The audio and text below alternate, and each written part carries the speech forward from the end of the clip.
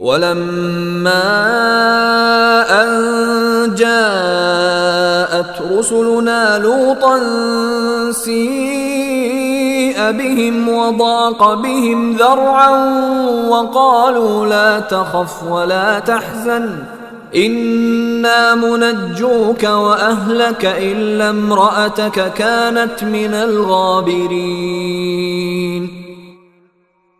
اور جب ہمارے بھیجے ہوئے فرشتے لوط کے پاس پہنچے تو لوط ان کی وجہ سے سخت پریشان ہوئے اور ان کی وجہ سے ان کا دل تنگ ہونے لگا۔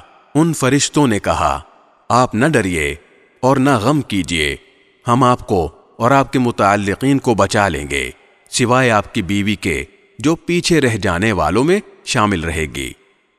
إِنَّا مُنزِلُونَ عَلَىٰ أَهْلِ هَٰذِهِ الْقَرْيَةِ رِجْزًا مِّنَ السَّمَاءِ بِمَا كَانُوا يَفْسُقُونَ۔ اس بستی کے باشندے جو بدکاریاں کرتے رہے ہیں، ان کی وجہ سے ہم ان پر آسمان سے عذاب نازل کرنے والے ہیں۔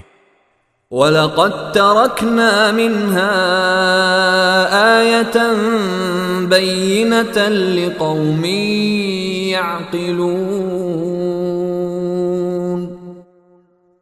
اور ہم نے اس بستی کی کچھ کھلی نشانی ان لوگوں کے لیے چھوڑ دی ہے جو سمجھ سے کام لیں۔